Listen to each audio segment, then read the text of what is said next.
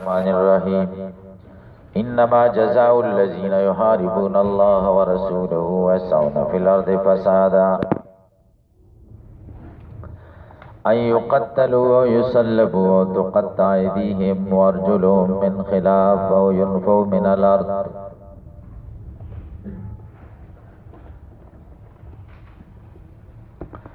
ذلك لهم خزي في الدنيا ولهم في الآخرة عذاب عظيم إلا الذين تابوا من قبل أن تقدروا عليهم فاعلموا أن الله غفور رحيم. مخکې د قتل بیانو چا چې یو انسان قتل که فکأنما قتل الناس جميعا او چې چا د یو انسان قتل نه بچ کنو داسې ده فکأنما احیا الناس جميعا. اوس وایي چې کله ضرورت وي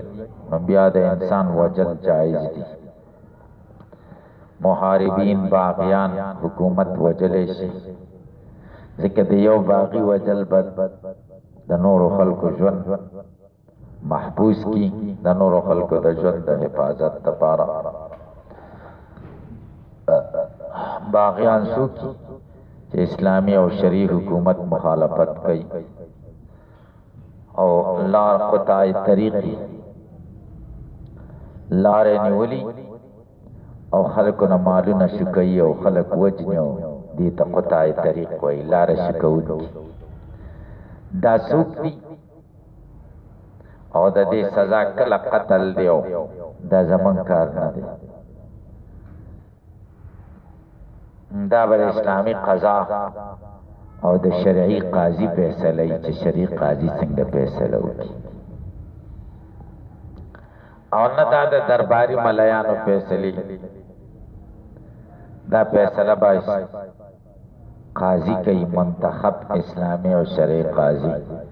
بغای طریق لیبل قطعی طریق لیبل به لګي او بیا د حکومت فرض دي چې هغه په خپل کنټرول کې راوړي. نو الله وایي انما جزاء الذين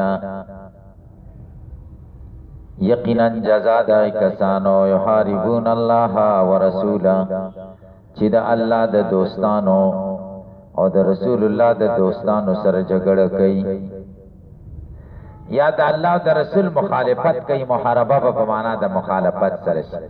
څنګه مخالفت کوي؟ به محاربه المسلمین چې مسلمانانو سره جنگيږي نو دا د الله او د رسول مخالفت شي. ويسعون في الارض فسادا کوشش کوي پزمکه کې د فساد کولو بقطع طریق لارې شي. مقصد لارې شي کول دي سمه مطالبه نه بلکې مقصد څه د پاره راوتی د لارې شي کول او د مال د پاره وسله څه د پاره راوچته کړي قطع د طریق او د مال د حصول د پاره د وسلې راوچتول بل مقصد نه. مطالبه هم دقی کار هم دقی چې خلک وایي او پیسې ته واخلي نو دا قطع طریق دي. نو تاسو خپل سوچ کوئ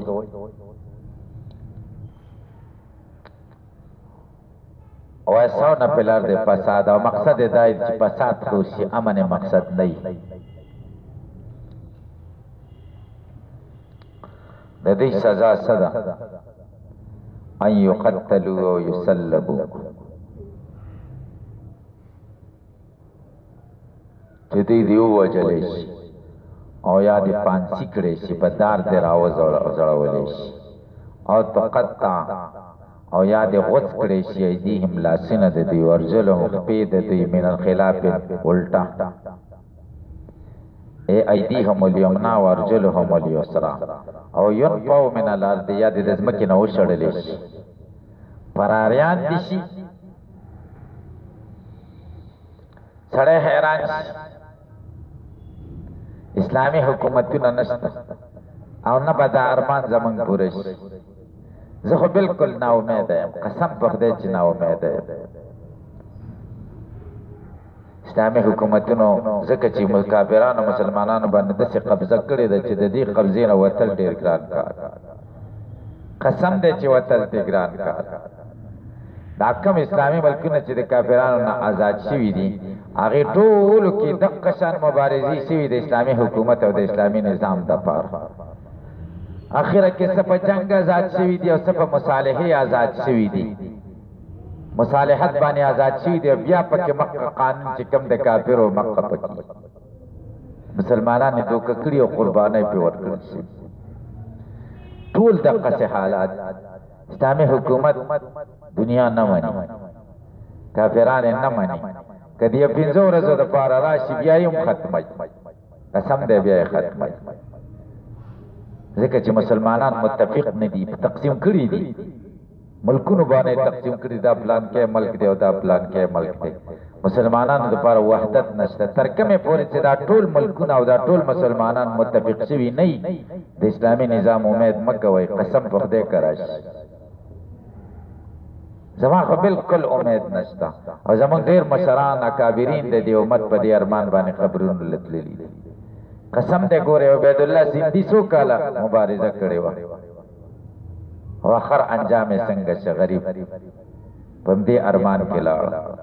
ډېره د افسوس خبره ده مسلمانانو کې بې اتفاقي زیاته ده اکثره د کافرانو غلامان دي نو دغه څیزونه چې دا شرعي حکمونه موږ او تاسې د فقهي کتابونو کې وایو قضا او دعوی دا عملی د دې لیدل ډېر مشکل دي الله جل شانه دې رحم کرم وکړي دا ټول خبرې الله ته آسان دي الله چې کوي کولی شي خو الله تعالی بس موږ په خپل اعمالو ګیر کړیو او بس مسلمانان ټول خواهشات دنیا طرف ته دي او د غلامای طرف ته ټول بس ګډ وډ حال دی سړی حیران چې هر طرف ته چې ګوري بس هغه امید د سړي په نا امیدۍ بدلېږي کم خلق چې په دې لاره کې مبارزه کوي هر قسم مبارزه الله جل شانه به اجر ورکوي دی که وفات شي انشاءالله د اجر سره بدللی دی باندې یقین ساتل پکار دي خو نتیجه ډېره ګرانه ښکاري نو الله وایي قطاع طریق چې ونیسئ نو بیا دا 4 سزاګانې دي ان یقتلوا او یصلبوا تقطع یو دار قتل دیم پانسی کېدل دریم قطع د لاسونو او د خپو او څلورم ینفو من الارض د ځمکې نه شړل کېدل پخوا وخت کې دغه کې تاسې کې یاد شي تاسې خو نشي یاد زما هم نشي یاد خو دې کتابونو کې مې لیدلي دي د دیر او سوات کې مستقل حکومتونه وو قیسې مې اورېدلي دي سوات والي صاحب او د دیر نواب دا قیسې مې اورېدلي د دیر نوابان دا یو کم او یا کې دا ځایونه پاکستان سره یو ځای شوي دي د دې نه وړاندې چې کوم دی دا مستقل حکومتونه او د سوات والي صاحب او دا د سوات والي صاحب چې و دا ښه سړی و علما به دغه کول او د سوات بابا چې ډېر لوی بزرګ او ولی الله تېر شوی د تصوف د میدان د قادریه او د نقشبندي سلسله ټول کارونه به د هغه په مشوره کول او ښه کتابونه په هغه وخت کې لیکل شوي دي فتاوه ودودي په نوم باندې پښتو کې او فتاوه د هغه وخت کې مرتبه شوې ده دغه بادشاه په مشرۍ کې او دا دیر نوابان چې و دا بادشاهي د دوی و دا ظالمان دی به ظلمونه کول او دغسې د څه دپاره د قدرت د بقا دپاره کوم د کار سړی به ولي دغه به د مخې نه لرې کوو علما به وجل نیکان خلک کوم تکړه سړی به و نو هغه به کور کې خپلو بچو له تکړه عالم به و بارې نه پرېښود خپلو بچو له به که زما دې بچو له سبق وایي تاسې به پوه شئ نو ډېر یو داسې د پښتنو دغه ترتیب و او بس ایسته بس د دې دغه سره ګډ شو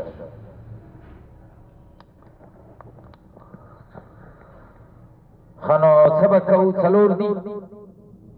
سیسونه خو څلور دي هم مجرم یو دی سبا به کو یو قتل دی یو پانسی کېدل دي او یو خپې او لاسونه کټ کېدل دي او یون په من الارض دی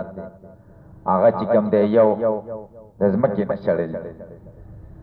ما داسې تاریخونو کې اورېدلي چې هغه د دیر نواب چې و نو پاکستان حمله وکړه د دیر نواب یې ژوندی نیولې تر ننه پورې ورک دی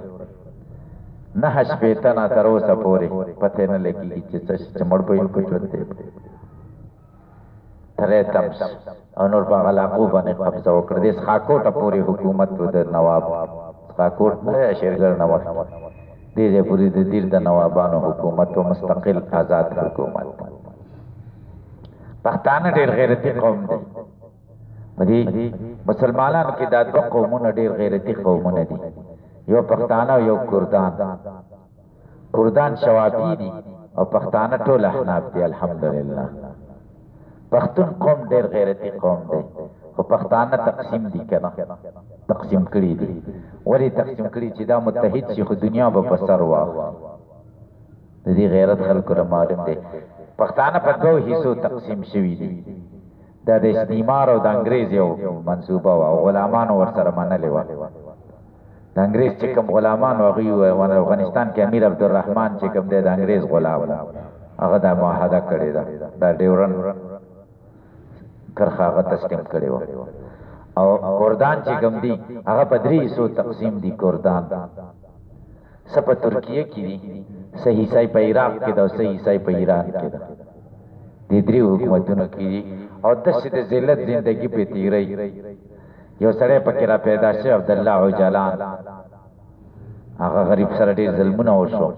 هغه د آزاد کردستان غوښته چې د کردانو د مستقل حکومت دا څوک مني ورسره کنټرول دی سخت غلامان خلک په عراق کې دي حکومت ځان سره یو ځای کړي دي ایران ځان سره یو ځای کړي وای نه موږ ازادي نه غواړو او د حکومت خلاف موږ نه کوو پښتانه هم دقه شان دي کنه څه غلامان یو طرف ته دي څه غلامان بل ته وایي داسې ده تاسې به پوه شئ دا قوم مشران داسې خلک منتخب شي چې هغه نور خلک استعمالوي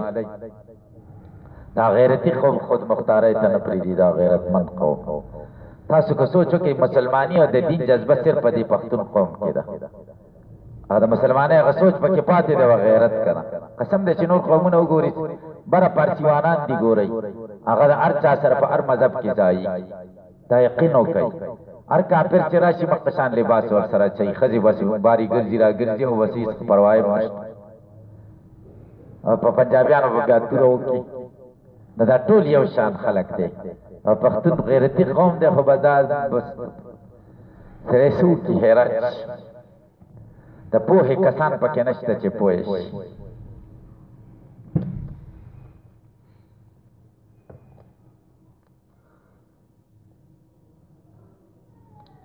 نو داسې چل دی چې یونفورم من الارض یا به د ځمکې نه وشړئ او لترتیب الاحوال دا دغه د اعتراض ده چې دا څلور کارونه به کوي دا څلور به نه کوي او د ترتیب د احوالو دپاره دی حالات بدل را بدلي نو دا کارونه به هم داسې کېږي فالقتل لمن قتل فقط مرګ د چا دپاره دی چې فقط قتل یې کړی قطعی طریق د یو سړی وجلی مال یې ترې نه دی اخیستی قطعی طریق ګیر شي نو حکومت به یې ووجني والصلب لمن قتل واخذ المال پانسی کوي به څوک سړی م وجلی دی او ګاډی یې هم تختولی دی حکومت ګیر که نو پانسی به کړي والقتل لمن اخذ المال ولم يقتل لاس به د چا نه غوڅوي دا قطعی طریق نه چې مال یې د خلکو نه اخیستی سړی نه یې وجلی والنفي د ځمکې نه شړل لمن دغه چا دپاره دي اخافه فقط چې خلک یې ویرولي فقط نه چانه مال اخیستی نه څوک وجلي دي خو لاره کې ودرېدلی چې نم پرېږدمه او بس گیر څه کړه بس بیا به دای لري کوي دا خو د دې زمنګ مسلک دا دی چې د نفي نه مراد حبس دی بندي به کې جیل له به واچي با مشقت جیل به واچي قال ابن عباس عليه الشافعي وصح قوله سيق دغدو قولن شابين ان صلب ثلاثا بعد القتل پانسی په درې ورځې د قتل نه وروسته وبه وژني او بیا په دار باندې درې ورځې راځون کې خلک ته عبرت والی وقيل قبله قليلا بعضی وای چې نه د پانسی په بعد راځون دی دل په قتل نه مخ کې قليلا ويلحق بالنفي ما شبه بالتنكيد وملحق د شړل سره هغه څه دي مشابه په تنکید په تعذيب کې حبس وغيره حبس به کې بندي به جیل کې لواچ ذالک دا جزای مذکور لهم دید پارا خیز ینزل ذلت دے پی دنیا کی ولهم مشتر دید پارا پی آخرت پا آخرت کی عذاب عظیم عذاب لوی چا عذاب دور دے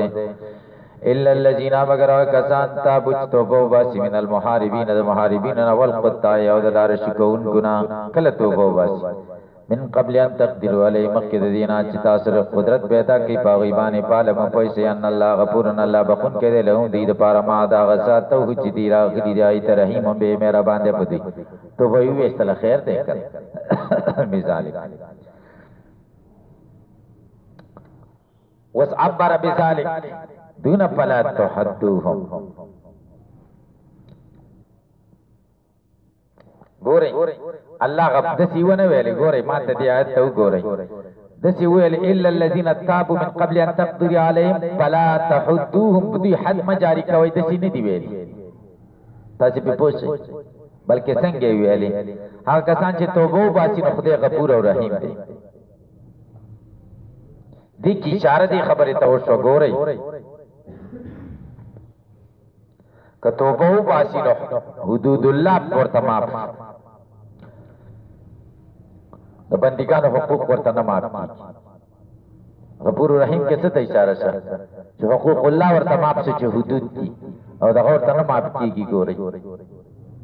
حقوق العباد ورته نه معاف کیږي مال بچا اخیستې شي عبر بذلك تعبیر او کبدې سره دون پلا تحدوهم یفید چې پیدا کې نو لاس قطنه به توبه نه ساقتیږي دنه په توبه سره الا حدود الله مگر الله حدود دون حقوق الادمین د بندګانو حقوق نه دقیقيږي کذا ظهر لی سویتی وای دا خبره ما تخکار شوی دا چې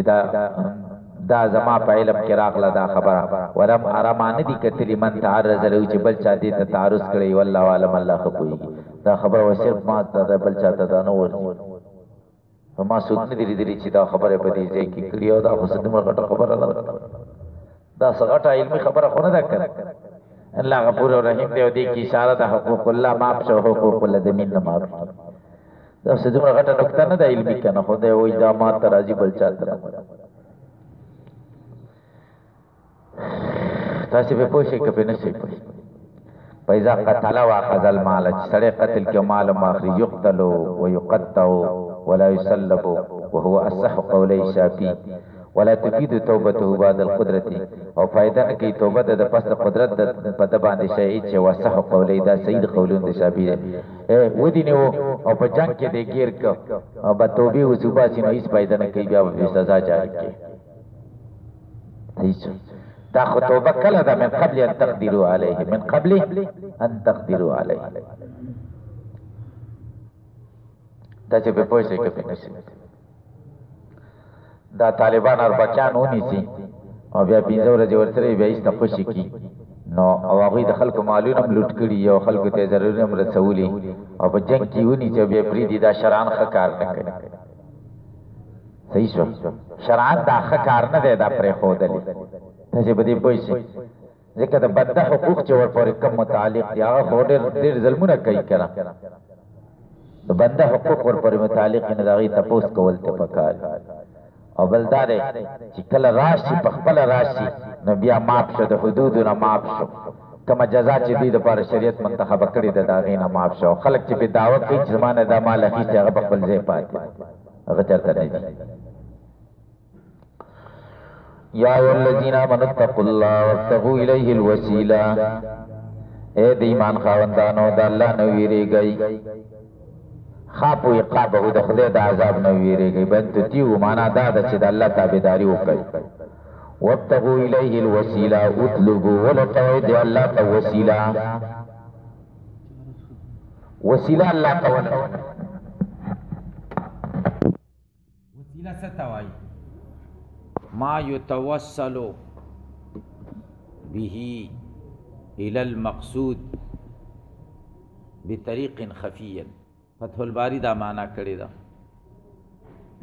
ابن حجر ما يتوصل بها الى مقصود بطريق خفي مقصود ته په پټه لار رسې کې دې توسيله وای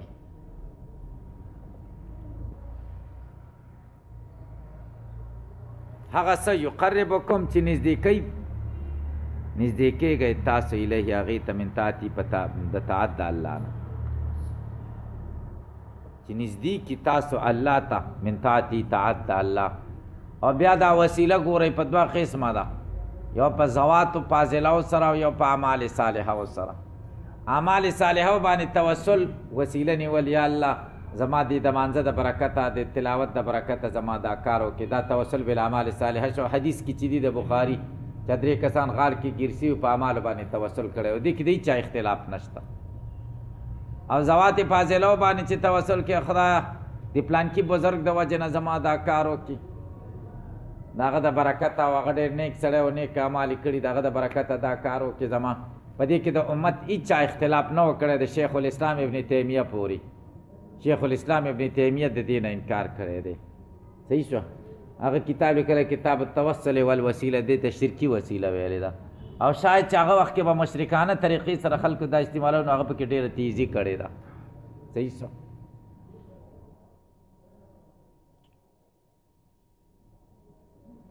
د جمهور علماء دیوبند دا نظریه ده چې توسل بذوات الفاضله او بالاعمال الصالحه دا دواړه جایز دي. خو ذوات فاضله به متصرف او مستقل نه ګڼي. اصل کې دا نزاع لفظي ده، رجع د دواړو یو ته کېږي. ذات باندې خو ته توسل من حیث ذات نه نیسي که نه، من حیث انه فاضل، پس فاضل دی بالاعمال الصالحه که نه. په ذات باندې توسل هم دا پس توسل دی، په اعمال صالحه باندې دی فاضل شوی پس دی په اعمال صالحه. زما په خیال کې دی که لږ دواړه طرفه نه نرمي وکړي نو کار به برابر شي، برابرېږي که نه. ښځه ټیک ده لکه دا پیر بابا پسه باندې دومره لوی شوی چې خلک پرې توسل کوي، پسه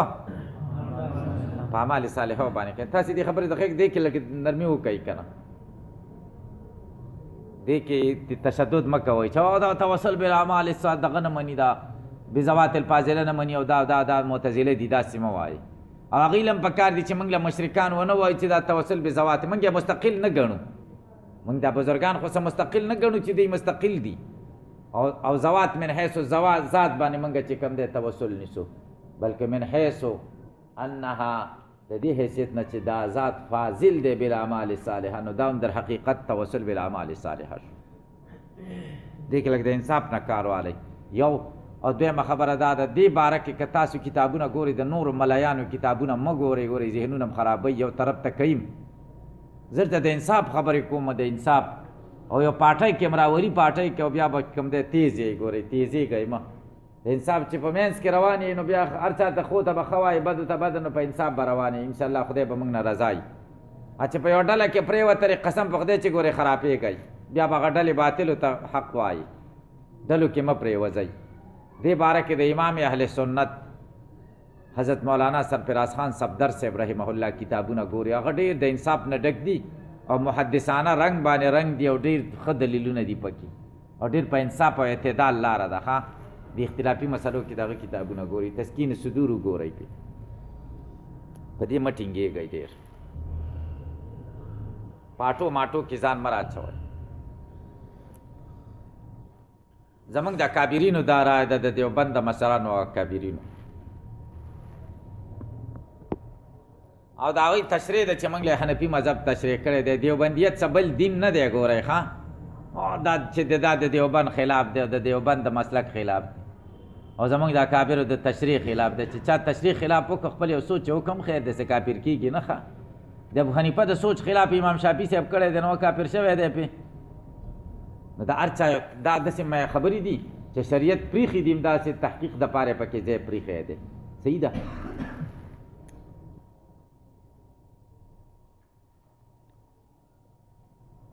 نو ګورئ وجاهدوا فی سبیله،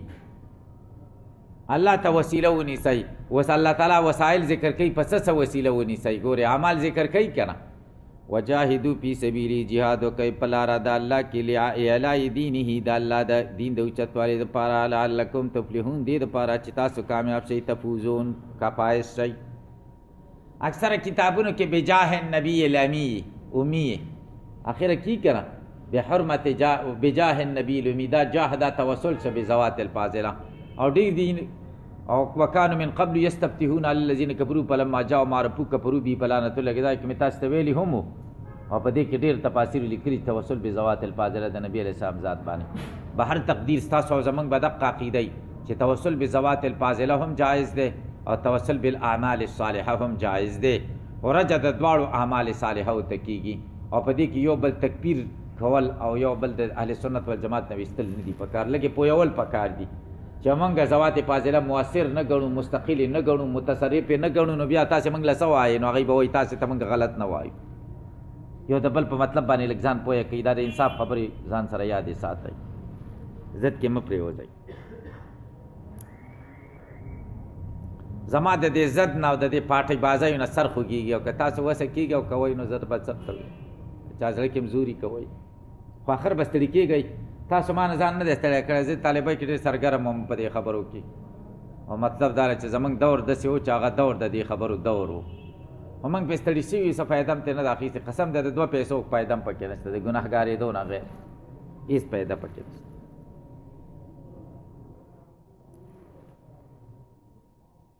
ټول مسلمانان ځان له رانږدې کړه اتفاق جوړ کړئ بې اتفاقي ښه شی نه دی هغه کسان چې کفر یې کړی لو ان لهم لو ثبت راوباسي اشاره دې خبرې ته کوي چې مدخول د لو پیلي ثبت ان لهم که ثابت چې دوی دپاره هغه څه چې په ځمکه کې د ټول ومثله په مثل د هغې معهوده د سر دی لیفتدو بي چې دوی فدیه ورکړي په هغې باندې د عذاب د قیامت د ورځې نه ما تقبل منهم قبول به نه شي د هغوی نه ولهم موشته د دوی دپاره عذاب علیم عذاب دردناک یریدون یتمنون دوی ابارزو کوي یخرجو من النار چې وځي د اور نه وما هم نه به دوی بخارجین وتونکي منها د دې اور نه ولهم موشته د دوی دپاره عذاب مقیم عذاب دائم همیشه نه